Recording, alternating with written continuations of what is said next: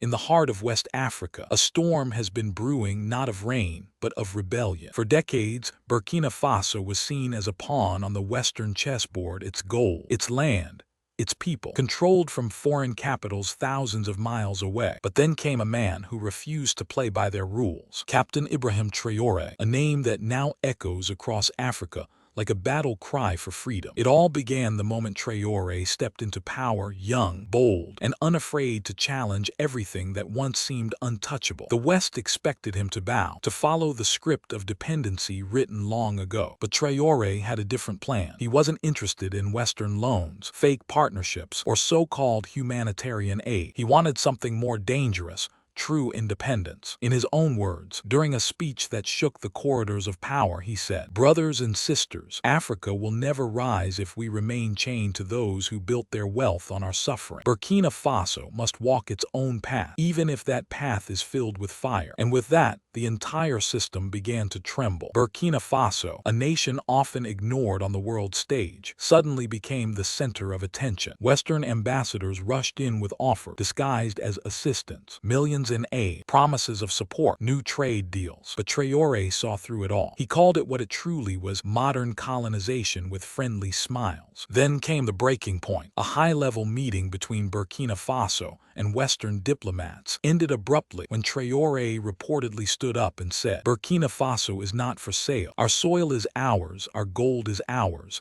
and our future will be written by our own hands." That moment became a turning point in African politics. While Western media tried to paint him as radical, millions of Africans saw something else: a symbol of dignity. Soon after, Traore began taking steps that terrified the old powers. He terminated military agreements with France. He closed foreign bases that had operated in the country for years under the banner of security. And perhaps the boldest of all, he seized control of Burkina Faso's gold reserves, declaring that no ounce would leave the nation without benefiting its people. The world was stunned, but for the people of Burkina Faso, it was the first time in decades they had seen a leader speak and act like a true patriot. Markets shook. Western leaders held emergency discussion. Analysts warned that Traore was destabilizing the region. But on the streets of Ouagadougou, people were chanting his name, waving flags, holding posters that read, "Africa is not for sale." In one viral clip, a young man shouted into a camera, "For years, they took our gold, our cotton, our future. Now we finally have a leader who says no." Traore is the voice of a new Africa.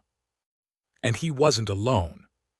From Mali to Niger, from Guinea to Chad, young Africans began quoting Traore's speeches, sharing his videos, calling him the face of the new generation of African independence. But behind the growing applause, powerful forces were already at work. The West wasn't going to let this new rebellion go unchallenged. Secret meetings began. Western intelligence agencies started tracking Burkina Faso's every move. And rumors spread of plots, of pressure, of plans to undermine the young leader who had dared to challenge the global order. Traore knew what he was up against. In one of his later addresses, he warned his people, "They will try to divide us. They will use lies, sanctions, and fear. But remember, no empire gives up its control willingly." As his words echoed across the continent, it became clear. This was no longer just a national issue. It was a continental awakening. When Captain Ibrahim Traoré declared that Burkina Faso would no longer bend to Western control, the world took a deep breath. And then chaos. Behind the polished doors of embassies and think tanks in Paris, Washington, and Brussels, officials whispered one word over and over: defiance. They hadn't expected a 30-something African officer to ignite a revolution of thought. Within days, the diplomatic tone changed. Letters once signed in partnership now arrived filled with warnings. Trade partners paused shipments. Aid programs suddenly expired. And the global media machine began its quiet work, branding Traore as a populist, a militant, even a threat to democracy. But on the streets of Ouagadougou, a different narrative was unfolding. People painted murals of Traore in military uniform, fist raised high, beneath slogans like "Our destiny, our hands." Women sang in markets, children wore his face on their shirts. The Western headlines couldn't erase what ordinary Africans were feeling: hope.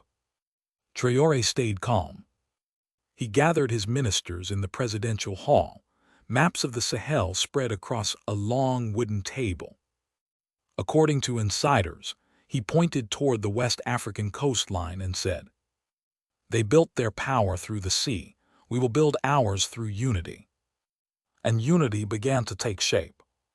He strengthened alliances with Mali and Niger, forming what he called a security and sovereignty pact, an African defense bloc run by Africans, funded by African resources, and accountable only to African citizens. The message was clear: if you attack one, you face all. Western analysts called it reckless, but African youth called it revolutionary. Still, retaliation came swiftly. Funding froze. Foreign contractors packed up their laptops and left.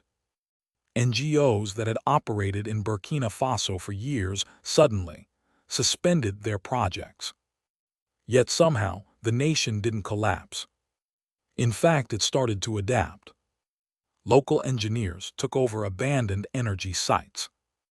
University students volunteered to translate manuals and repair solar systems once maintained by European experts. It wasn't perfect, but it was the birth of self-reliance. Traore appeared on national TV, his tone firm but calm. "Brothers and sisters, they thought we would starve without them. They were wrong.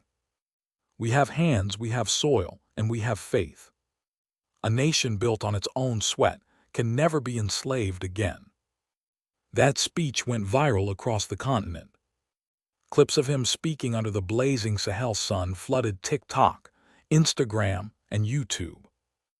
Africans everywhere, students in Lagos, workers in Nairobi, traders in Accra shared one phrase: "Burkina Faso is showing us the way."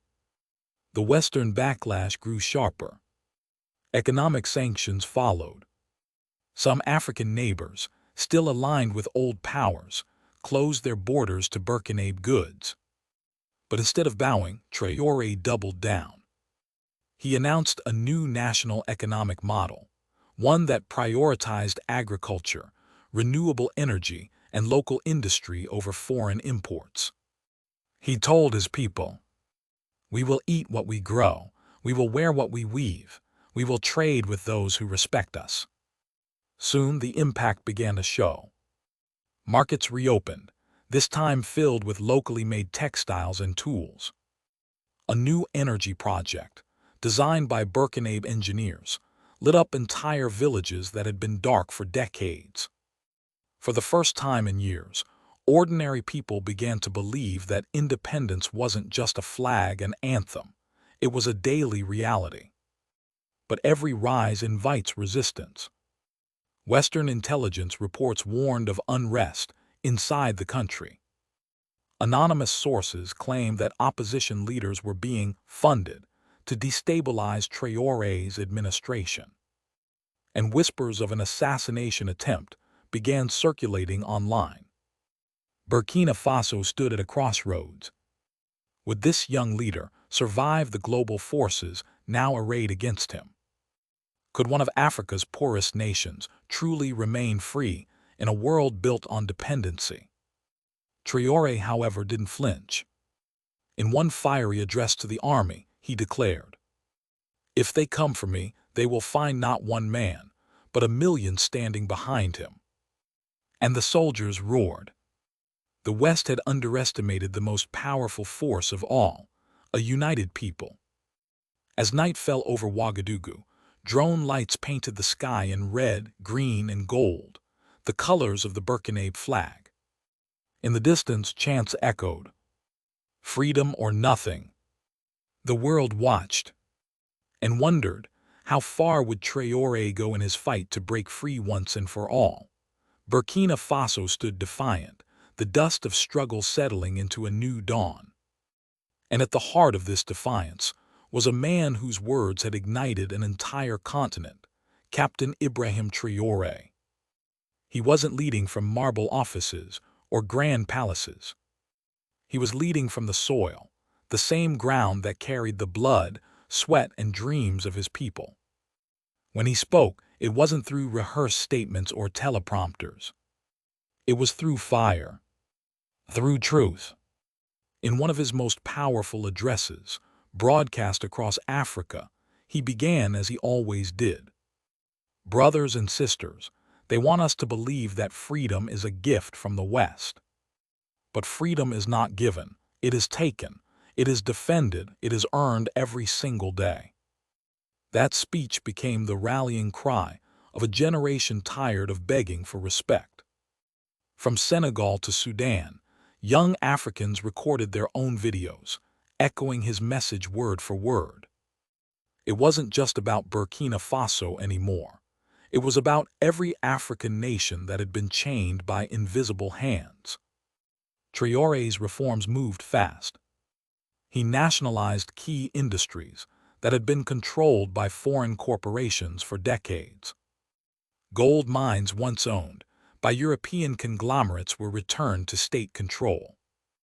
Agricultural land, previously leased to multinational companies, was redistributed to local farmers. And for the first time, the revenue didn't flow outward. It stayed in Burkina Faso.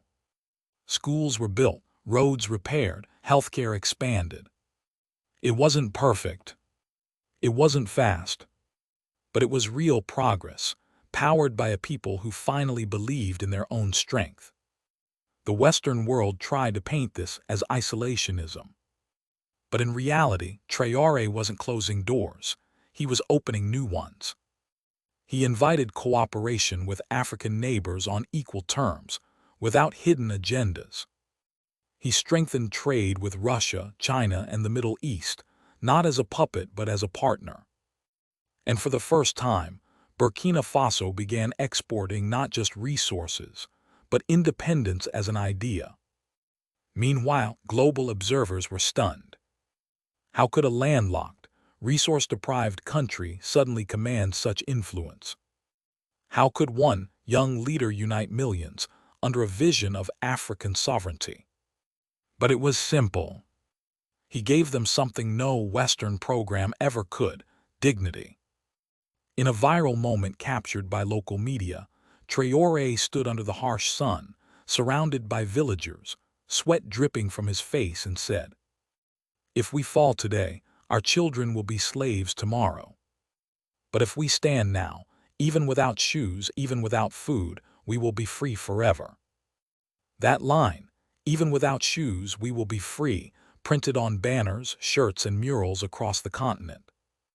Burkina Faso had become a symbol, a spark, a blueprint. And with that, the movement expanded beyond borders. In Niger, Mali, Guinea, and Chad, crowds began chanting, "No to Western puppets, Africa for Africans." Governments started reevaluating their defense pacts, their economic deals, their foreign alliances. The domino effect had begun. Western analysts were calling it the Sahel shockwave. But for ordinary Africans, it was something else: the Great Awakening. Burkina Faso's capital, Ouagadougou, transformed almost overnight. Billboards once advertising Western products were replaced with slogans reading, "Proudly made in Africa." Local entrepreneurs launched startups. Schools introduced new history curriculums focused on African heroes, and artists began celebrating their heritage through film and music. The old inferiority complex that had haunted post-colonial Africa was crumbling. And in the middle of it all, Traoré remained humble. He rejected luxury cars, refused lavish state dinners, and often walked through markets without bodyguards. When journalists asked him why, he replied, "How can a leader know his people if he cannot walk among them?" He wasn't trying to be a saint. He was trying to be a servant of his people. And that was exactly why they followed him without question. But as the movement grew, so did the threats. Unseen forces began to stir. Western-funded media ramped up narratives of instability. Rumors of coups and sabotage surfaced again. Yet Traore's message remained unshaken. In a meeting with soldiers, he told them, "You are not fighting for me. You are fighting for the soul of Africa." The room fell silent. Then applause thundered through the walls. Every man and woman in that room knew this was bigger than one leader, bigger than one country. It was a continental rebirth. And as the sun set over the Sahel, the horizon glowed with an orange flame, symbolizing both the heat of struggle and the light of a new future. Traore's voice echoed, one last time that night on national radio. "They thought they could buy us, silence us, break us, but Africa cannot be bought. Our dignity is not for sale." That was more than a quote. It was a declaration, a warning, a promise. Narrator ending tone. And as this chapter of Burkina Faso's history continues to unfold, one truth remains unshakable. This is not the end. It's the beginning of a continent rewriting its destiny. So if you believe in a free Africa, in a proud Africa, and in the power of truth, then hit that subscribe button now. Because this story is just getting started. Fire subscribe for more powerful stories of Africa rising.